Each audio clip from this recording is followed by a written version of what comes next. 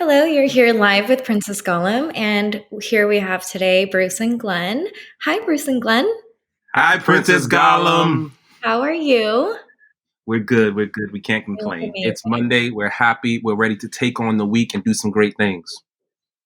Amen to that. So I have a few questions for you. And, rumor has it that you are called fashion pastors. Who told you that? Tell us a little bit about that. We're dying. Well, yeah. So I guess fashion pastors, fashion preachers. We do pastor at a church that's New York based, but really we have branches all around the world. It started in a very unlikely way. I mean, we grew up in church, but we weren't like expecting, or we had no aspirations to be ministers or pastors or anything like that. But we were invited to a church full of young artists. Hold on, wait, but it goes back beyond that. Okay, Glenn. Well, how long are you gonna tell the story for? I'll be quick. And so we were in our mother's church when we were young, and there was this visiting preacher, and he looked at Glenn and I. He said, "Call me when the twins start preaching." And we're like, "Is this man crazy? We're not preachers. That's crazy, right?" And so years later now. Fast forwarding to the future. Okay. We were standing here in New York City. We had been invited to a New York Fashion Week show. So we were waiting outside of the venue. All of a sudden, this really pretty girl walks by. She says, "Hey guys, I want to invite you to my church." And we said, "Auga, auga." And then we auga, auga. And so we really went to church initially because she invited us, and she was really pretty. And it wound up being a really amazing experience. Long story short, we had been in church for a little while. We started sort of getting involved very heavily and started preaching. And we were also working in the fashion industry for Beyonce's company, House of Darion. Then we worked for Apple Bottoms with Nelly. We worked with Trey Songz on his fan club clothing, Trey's Angels. We ourselves never thought that the two worlds could merge. They were just very separate in our Even though we were active in both worlds, in our minds, they were still two separate things. But we happened to be on the elevator, and this is where it all sums up, okay? We happened to be on the elevator, and Nelly's manager, who would come back and forth to the office plenty of times, stops us on the elevator, and he says, "Hey, fashion preachers." And we said, "What?" Our minds were like... First of all, we didn't even know that he knew that we were preachers, but co-workers of ours had come to church service and had seen us preaching, and he sort of put the two together. And so there, the fashion preachers were born on an elevator at Icer Brands. Wow. I just got the chills. I got goosebumps. I know it does that for me every time I talk about it, because it's a crazy story. I mean, like, we never imagined our lives as it is today, but I'm telling you, we have the most beautiful setup of a life, or a set of lives, because we get to do what we've always dreamed of doing, and then we get to do what we didn't know we were purposed to do, but was what we believe is God's dream. And we get to do it in a way that's not it's not our grandmother's church, you know what I mean? Which was wonderful, but like that everyone has their way, you can do it with funky hair, you can do it with crazy clothes, you can do it as long the foundation is love, so, and we get to do that. So we're super blessed. It's really apparent too that your message is always positive, it's uplifting, it's about unity, and I feel like that's exactly what I would have wanted to see more of in the church that I grew up in as well. So Yeah. I think it's great. I actually showed my grandmother you guys, and she was like, "Hallelujah," like, oh my gosh, that's amazing. You tell grandma we said hello, okay? I will. Oh. She loves you guys already. So yeah, I think it's amazing. I can kind of see your dynamic and how being twins would really play into everything in your lives, Tell us a little bit about like the cool, like amazing moments you have as twins while designing and preaching as well. Well, I mean, I don't know. It's because sometimes I meet twins and they are like the opposite ends of the spectrum, which is fine, but it's like, they've come into the world together and they make it a point to assert this separate life, but you came into the world together. And we think that, to assert your own identity, that's completely fine. And we don't push, being twinsy twins on other twins.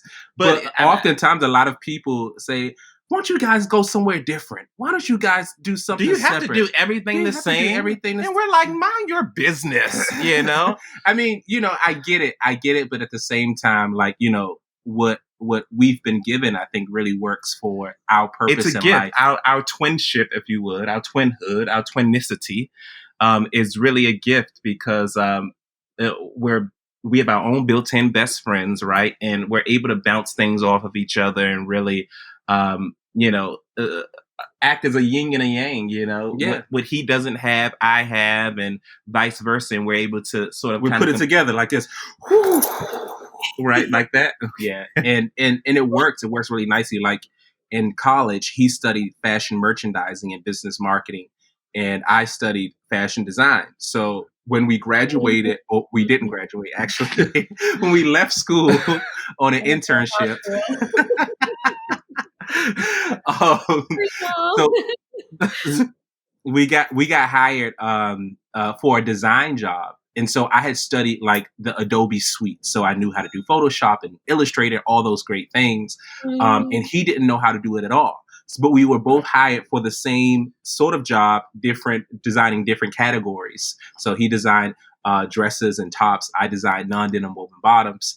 And so throughout the day, our bosses would each give us work. And he would do my work. And then at the end of the day, he would teach me how to use the programs that I needed to know. For the first month of us working in the industry, our first job, I did all of Glenn's work during the day. And then afterwards, we would stay till midnight and I would teach him how to use Illustrator and Photoshop. So I guess all in all, it's just been a wonderful journey as twins, I mean, special moments. I mean, I don't know. I think every day is special. Huh? No, I'm just joking. But I think the most special thing is how we can work together sort of seamlessly. It's like, I know what I have to do. He knows what he has to do.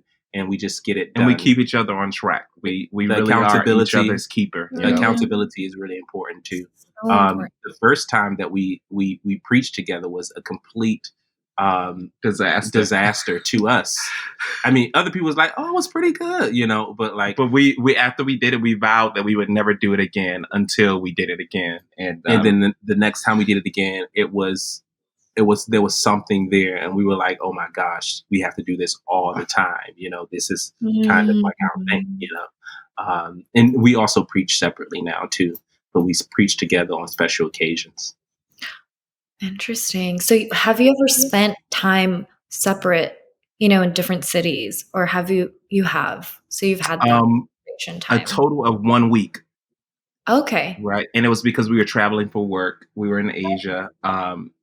We were together in Hong Kong, and I had to visit factories in Shanghai. So he wound up coming back to New York City, and I was not by myself, but I guess not with him in Shanghai for about a week. So he was very worried. I was so nervous and I was worried because, it's one thing like maybe like in the States or something, but in another foreign country, and I was trying to call him every day, like, is everything okay?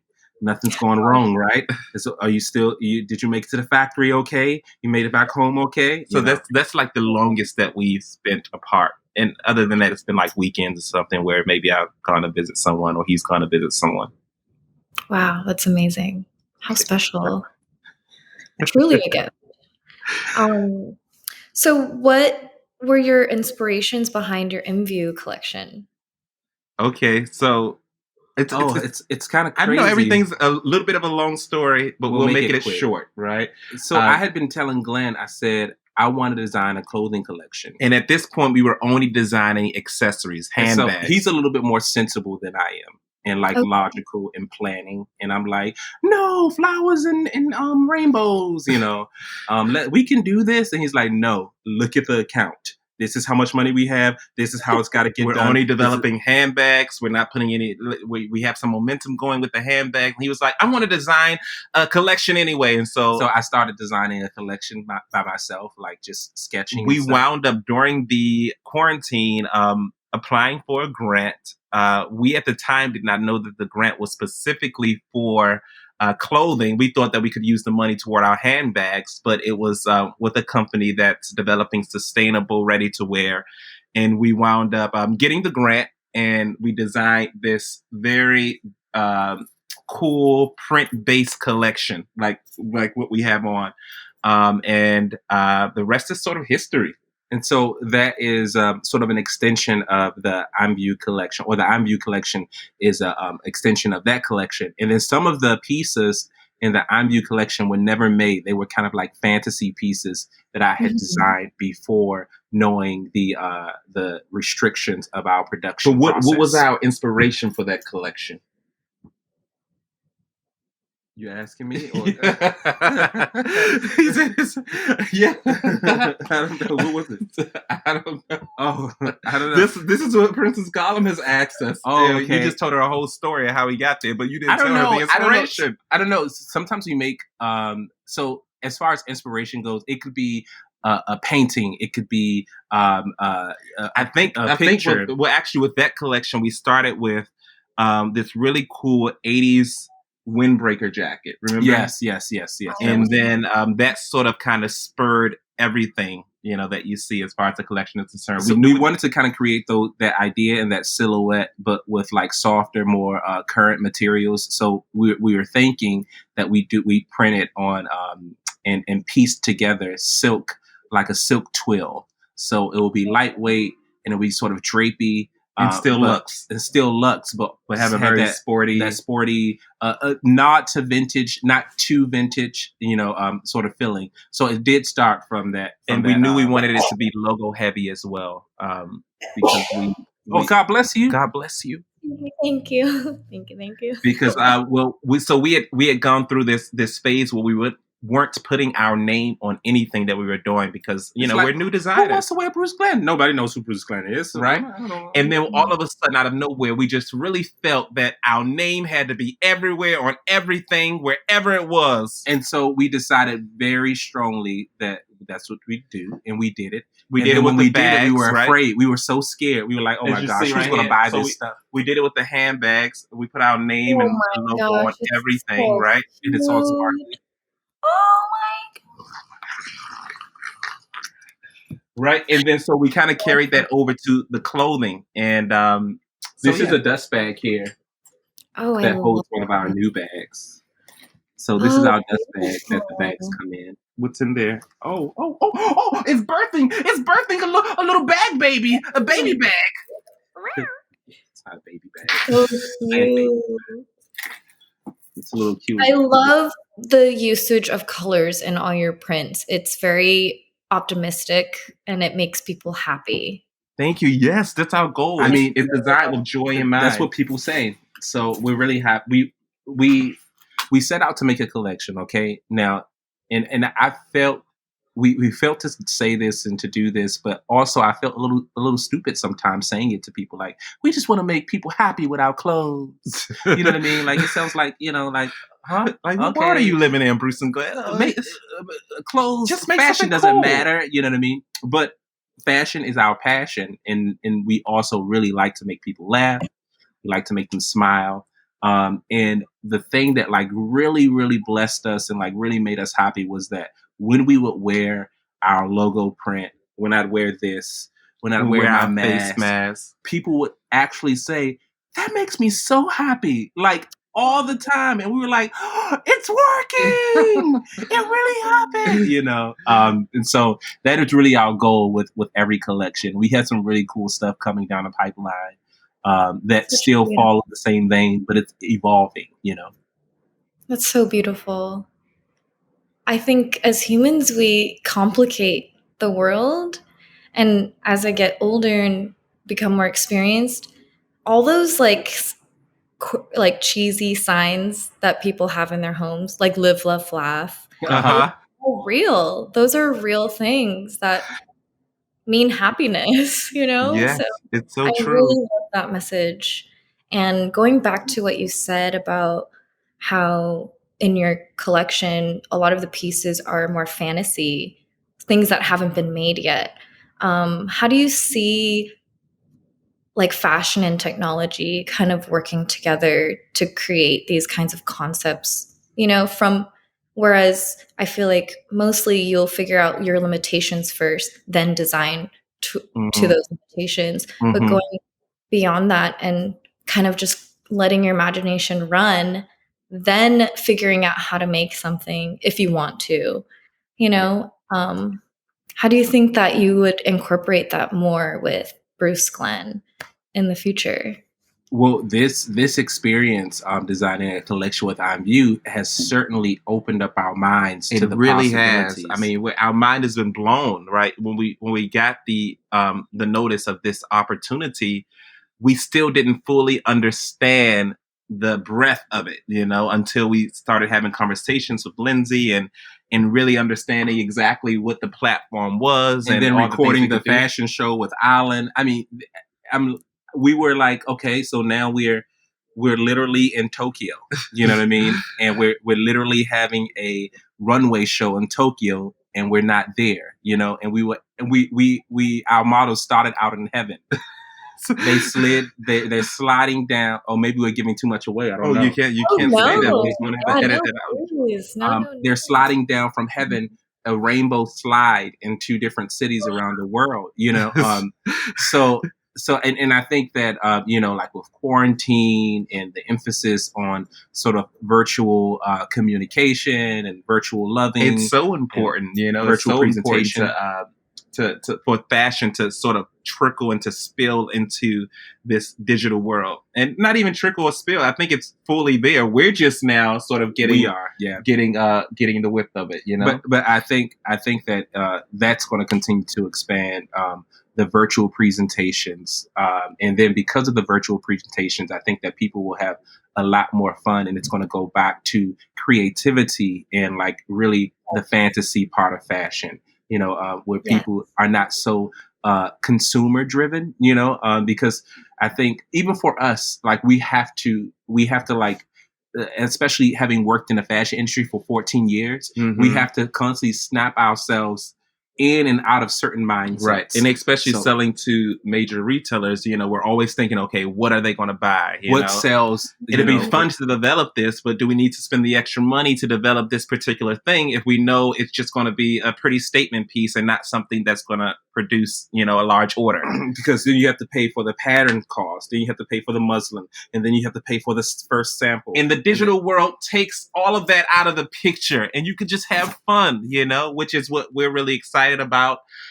We've talked about it. We were like, this isn't our last IMVU digital fashion show. Yeah, we're going to find out how we can keep this going and work with the creators and things like that, because it was such a great experience. And I think for our brand, it's so fun.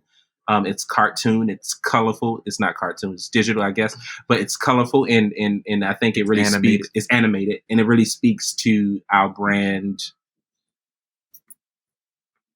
Je ne sais quoi. Je ne sais quoi. Je ne sais quoi. Yeah, I wonder if you can take the IMVU characters and then incorporate it into your next prints or collection or. Oh, I didn't even think about.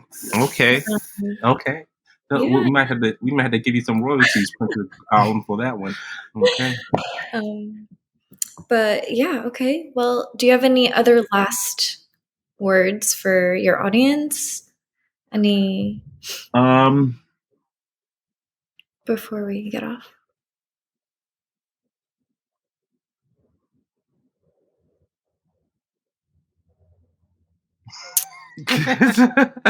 I guess we should say we had a lot of fun designing and working with all the creators for IMVU. I mean, the creators and the editors and Alan just and Spirit Twin, out of this world. The entire team. We get to have an interview with Princess Gollum. You know, I mean, wow, come on. And we're just really grateful for the opportunity, and we hope that everyone really enjoys the show.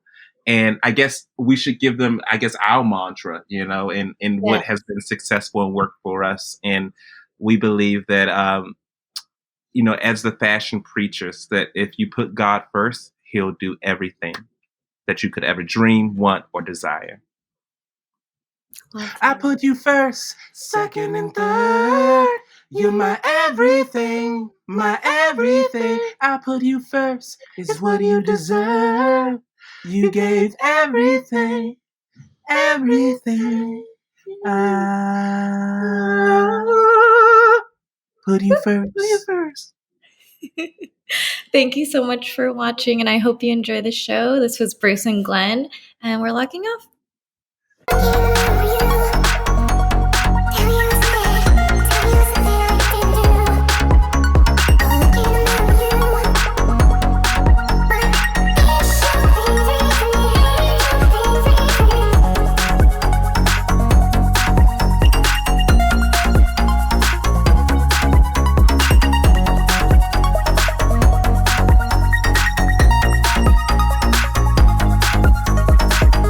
Hi, you're live with Princess Gollum, and we have Nairi from My Mom Made It today. And hi, Nairi. Hey, how's it going? First and foremost, I want to say congrats on your new baby. That's Thank so you exciting. It's definitely a new journey, for sure. Yeah. Tell us a little bit about how you started My Mom Made It and what being a mother has inspired you creatively. Yeah, it's difficult to pinpoint when exactly My Mom Made It started because my intention wasn't to start a clothing label. I was like 18-ish, fresh out of high school.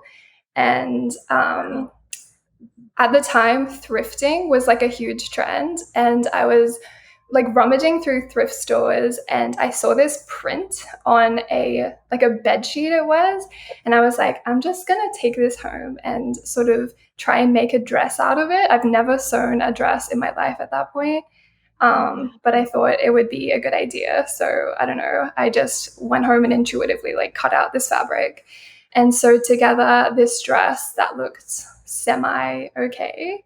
And then I think I just wore it out into this boutique, and the owner was like, hey, do you want to make more of these and sell them here? And I was like, for sure, definitely. Yeah. Anyway, so yeah, that like boosted my confidence a bit. And then I ended up making a bunch of them and just like selling them at markets and on the streets.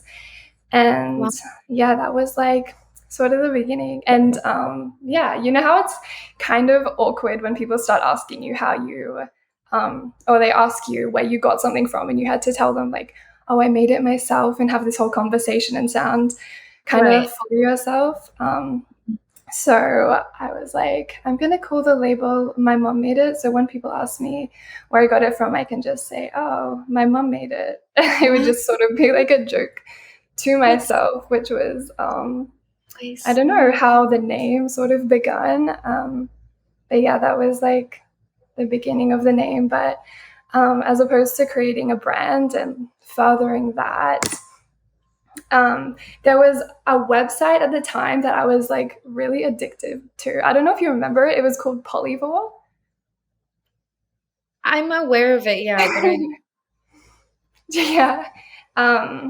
Yeah, I was like obsessed with it. It's not a thing anymore. I think it's shut down. It got bought out by a website called Essence, which is like a designer. Right. So if you go to polyvore.com, it goes to like the Essence site now. I did but yeah, you probably have heard of that one. But yeah, so I was like so addicted to this website, and I just had this idea that I would start uploading my own designs and make this pretty much make my own website and pin the pieces from my designs to the website. So basically the website was this site where you could create collages of everything, like styles from around the whole internet, and like piece these pieces together. And I found it super therapeutic and I just loved it. So I made these collages of these looks, and then slowly people started clicking through to my website, and it started like gauging all of this traffic and everything, which was so exciting for me. And I just decided then that that was my job and I wanted to continue doing it.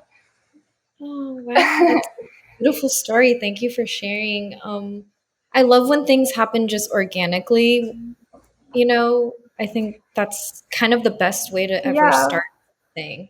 For sure. And what was crazy too is the owner, the person who founded Polyvore, it's just like these little things that sort of boost your confidence through starting a clothing label or a brand. But the owner of Polyvore just randomly reached out to me and decided she wanted to fly me to San Francisco. Mm-hmm. And I'd never been to the US. I'm from Brisbane, Australia, by the way. But I'd never been to the US. And she was like, oh, you're like a big user of our platform, so we want to fly you here and just talk to you about how you're using the Polyvore platform and how you're driving traffic to your website based on that. So I don't know, that made me really excited. And it's funny that I've just given birth like 6 weeks ago to my daughter. So now it'll be interesting to see if she gets like completely embarrassed that the label is called that. That's something she has to sort of live with now. So I think she'll be really proud to have you as a mom. I hope so. Yeah. Did you have any fashion background before you started making dresses? No. So when I started My Mom Made It, I was actually studying interior design. Mm-hmm. And that's when I started sewing the dresses. And then I basically dropped out of interior design to move and do like a really fast-paced course in fashion because I know myself and I'm not good at in classrooms and university and studying. That way I have to be self-taught and like be really hands-on. So I was like, I'm just going to do a really quick course to sort of learn my strengths and weaknesses within like the broad spectrum of fashion. And understand where my strengths are creatively. And it definitely wasn't sewing. So I eventually like outsourced my whole team and they will do that for me now, which is great. And they've sort of like grown with me. Wow, that's amazing. But it's definitely just been putting things into practice and, you know, testing things out. Everything is about trial and error. And it's honestly just been years of like vibing everything out and seeing where I'm good and where I'm really bad. And I just need to get somebody else to do that. And it's so important to know when you need to reach out for help and not try to do everything by yourself. I think that's for sure. Components of being a CEO. I think of I basically like to say I think of my university. Basically all the money I would have put into that is just been investing in like everything that I've done to build up a business and educating myself and learning through my own experiences. That's so inspiring. Oh my goodness. You said I wish I could have gone to university and studied. Right. Sorry, yeah. But I think it's always important to go back to school to learn the things you actually want to learn and need to learn. Yeah. So I wish that was normalized more after high school. Like go figure out what it is that you want to do, then go to school for it. Yeah, definitely. That's like the point of living. Like there's so many like changes through our lives and we become interested at something else at some other point. So why not go back and educate yourself and like become a master of everything that you're interested in? I think. That's amazing. You said you were from Brisbane, Australia. How do you think that's kind of incorporated into your work and how has it inspired you being from Australia? It's funny that you say that because Brisbane is just like somewhere, you know how every city sort of has like a vibe to it and like there's a stereotypical type of person that lives there. But Brisbane is very like nobody here does, well, I'm sure there are people, but it's not like that creative sort of city. So I think what's inspired me about being from here or being from Australia in general is I just love how removed it is from everything. So there's not all this competition around you of different people doing the same thing as you and feeling like you have to be exactly like someone else. You can sort of just imagine whatever and test your creative abilities and just do exactly what you love and like expand there. And it's kind of cool just being so far removed from everything, but having a different perspective of what's going on, and then being able to travel and like see different places and experience a bunch of different like cultures and everything, and then come back here into this place where nothing really happens and just like work it all together and basically just create whatever I feel like. That's a very special recipe for anything creative. It's kind of how you probably used IMVU to create your collection, right? Is you can just have your fantasy land come to real life in the digital world. Yeah, for sure. I remember when I discovered IMVU, it was through this. It was like an online streamer on YouTube. I'm not really like well immersed in the whole gaming community, but she did this video. Her name was Carmen King. I don't know if you've heard of her. She's like super funny, and I loved her videos. And I saw her make this video on IMVU, and I was just mesmerized by like all the different worlds and how many customizations there were. It just blew my mind, and I was just like, I'm just gonna have to go in this game and suss it out. And I was like, it's so addicting. I was like taken back. Like I just spent hours like changing my avatar's looks, and I got so inspired. I've actually like pulled inspiration from IMVU to design some of my collections because that's so cool. Actually, you'll see it is coming soon. One of the items from one of my latest collections. I actually went into one of the IMVU worlds and screenshot this land, and it was like this giant sparkly moon with like this clear water, basically like this world that you just couldn't see in real life. Anyway, I screenshot it and I sent it to this girl I know who she basically does anime art, and I was like, can you recreate this world, like draw it up and make like an art of it? And so she did that, and I'm gonna like print it on a shirt and add like Swarovski crystals and like glitter embroidery and just make it really cool. So yeah, that's coming soon. Amazing. That's so cool. I can't wait to see the rhinestone. I love glitter. I love anything sparkly. Yeah, I just got the first sample of it, and it looks so good. So it's like a set, like a top and shorts, like matching set, and they both like so that's like fully inspired by IMVU. You never know where you're gonna find things. So for your room theme, were you inspired by the sparkly moon world, or can you tell us a little bit about what your show's gonna look like in your room? Yeah, like somewhat. I think yes. Well, my whole last year has basically been consumed with my pregnancy, and just, you know how, I don't know, becoming a mom is just like something I wasn't like completely expecting, like everything that I experienced. So it's kind of just taken over my life in a sense over the past year. So my last collection was really inspired by my pregnancy, and my her name is Sakura. And I actually decided on that name when I was like roughly between the ages of 7 and 10. Seeing some anime show called Card Captors, and the main girl was called Sakura, and she had this, I don't know, she just went around capturing all these magical cards, and I was just like, I don't know, obsessed. So my last collection was fully inspired by the Sakura flower. So I had a lot of Sakura prints throughout my collection, and so the theme of my room in IMVU is very much like the Sakura flower. I just think in general it's a really underrated but unique flower, and it's just really beautiful, but also like it looks so good in the IMVU world and just brings I don't know, like an element of nature to like the futuristic Yes.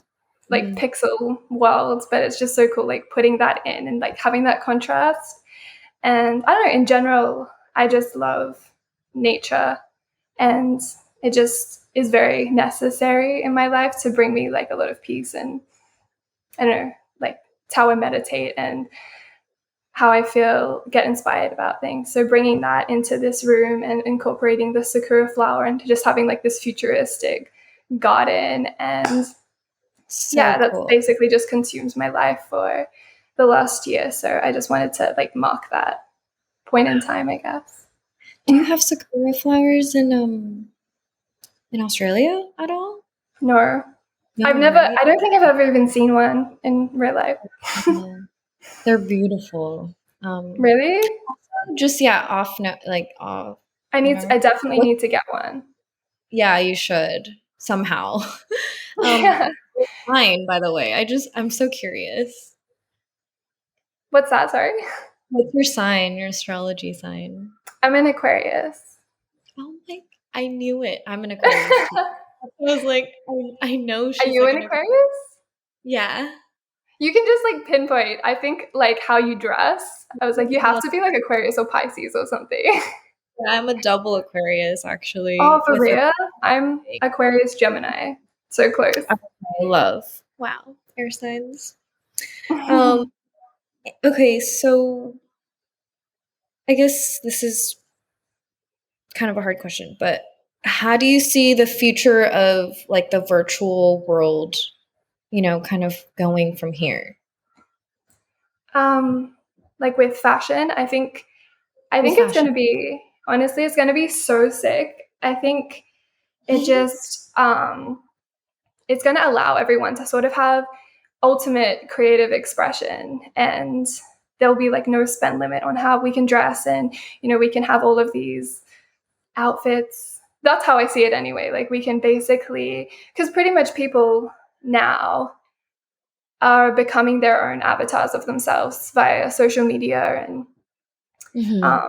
online, and that's like a majority of how we live for a lot of us now. Like that's how we spend our time, and so it only makes sense, I think, that so much of the world's moving in that direction. So therefore, fashion really it is the only way that it can go, and I think it'll be super exciting to see how that sort of pans out, and to not only be a part of it, but also like experience it. I agree. I think it's inevitable. We're in it now, we're in it to win it. Yeah, totally. I think even just from like different like medias and stuff, like I saw this fashion show and it was incorporating the outfits were completely made of lights, and that's just like a physical form, and people were extremely interested in that and like hyped up about what that is. I think just anything progressive now, I think people are a lot more accepting and will take onto it. Like also fast fashion over the past few years has moved like extremely fast, but that only makes sense with how fast the world has been going. But to be able to do that in a more sustainable way, I think people will be really excited about. Yes. Even just like this show and doing stuff like this on IMVU and being able to buy like pixelated outfits and style, like you can release your creative fashion expression in other forms than just physical. Yeah. It really makes the fantasy real, it really brings it to life. Do you have any like words of encouragement for like your audience and maybe some younger creatives that want to get into designing? And like I always just think that people shouldn't put themselves in a box or be too hard on themselves, and there's so many different routes of getting to your destination, and everyone's journey is completely their own, and just to love the experiences, even like the hard times, they're so necessary. Like you have to have those hard times to get anything worthwhile in the end. Like you're going to appreciate everything that you went through. So don't try to like do shortcuts or try to be like someone else or follow the same footsteps. Just like trust what you're going through and the places that you're at, and appreciate every moment, because you want to look back and, you know that you went through it and be excited about it, and then be happy with the outcome. And yeah, just trust yourself. Oh, that's amazing. Thank you so much for Thank speaking you to for us, having me. your world, and your story. This is Nairi from My Mom Made It. My mom made it, and we're logging off. Thanks, guys. Thank you.